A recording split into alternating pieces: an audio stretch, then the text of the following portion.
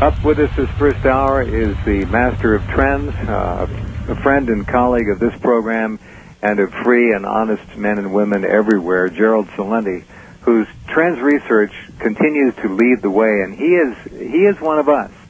And what's most amazing about this brilliant man is that he has still entree and access to the mainstream media. I'm not sure if some of them find him to be a curio. Others, of course, are simply floored by his brilliance and his knowledge. Others, I'm quite sure, are just trying to play both sides of the fence just in case Gerald turns out to be right for the 1000th time. They want to be able to say, yes, I had him on the program back when. In any case, he's here every month, and we're very honored to have him with us again. Are you there, Gerald? Oh, thanks. Thank you very much, Jeff. That's very kind of you. Well, the truth is always easy, my friend. I wanted to get the music for the Looney Tunes cartoons to play tonight to open. Maybe I'll do it next time. It's just getting to be ridiculous out there. Your current essay, which we have just the short version of, is called The Bailout Bubble. And let me just read the first tiny bit of it to our listeners out there.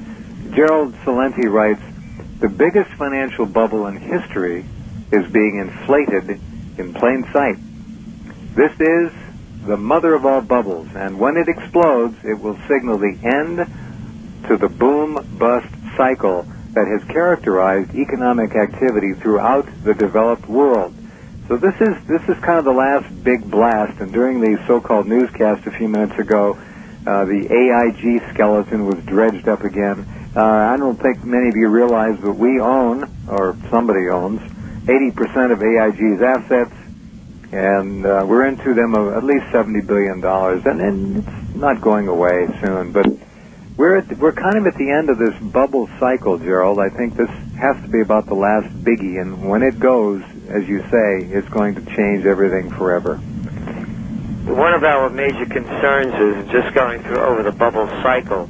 Is first they had, of course, well, not the first, but the most recent in our short history was the dot-com bubble. And when that burst, some $5 trillion worth of market value or gambling value was lost. Rather than let their friends lose, they created another bubble. They lowered interest rates to 46-year lows, and they created the real estate bubble. You remember those ads? Your house is a piggy bank. It's worth a lot of money. Yeah. Go build that new addition. Go on a vacation. Go buy a car. Go crazy. Go shopping. That's right. And they did. And we created the real estate bubble. And of course, they love to blame the little people for the bursting of the real estate bubble. Sure. While of course the average, a lot of people did buy into it.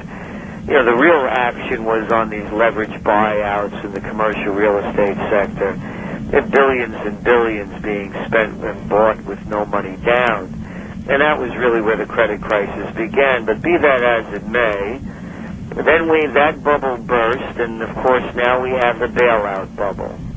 There are almost $13 trillion between FDIC, between the Federal Reserve and the Treasury that are in the pipeline that are being pumped back into the economy.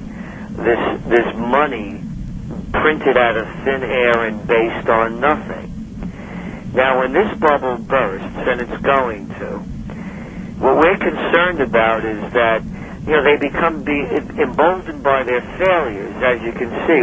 Following each bubble burst, they take on a bigger bubble. Mm-hmm. And after this one, we're concerned that the next bubble to burst may then lead us to war. They do it all the time, and it's been going on since, recorded history, basically. That's their trump card: war, death, suffering, and then refinancing and rebuilding afterwards. Exactly. And that's what we're on track that we see happening. You go on to write in the bailout bubble, the bubble to end all bubbles, either unwilling or unable to call the bubble by its proper name, the media, Washington and Wall Street, describe the stupendous government expenditures on rescue packages, stimulus plans, buyouts, and takeovers as emergency measures needed to salvage the severely damaged economy. They keep talking about putting Humpty Dumpty back together again, which I guess it would be laughable if it weren't so tragically, morbidly, obviously a lie. It can't happen. It can't happen, and when you're looking at what's going on in the financial markets around the world, it isn't happening. We're now hearing Brazil joining in with China about dumping the dollar. Right. And we're looking at gold prices going up again. They're around, $9.40 an ounce. And we're looking at the dollar losing value steadily against other currencies. Well, by the way, if I might jump in, the U.S. and China were conducting, as you know, secret talks about actually giving up on the dollar as the world's benchmark reserve currency and coming up with some other kind of structured financial unit or measurement to do it, which apparently caught the Chinese rather flat-footed. They were surprised. Well, they're going to have to do something to try to weasel their way out of this. And we would have thought, Jeff, our forecast was that the collapse of 2009 would have happened in March, and we were right on target. Right. It was collapsing in March. Yep. But they come up with schemes undreamed of. It's amazing. I mean, who would have ever thought they'd be able to get away with this? But they have, and they continue to do so.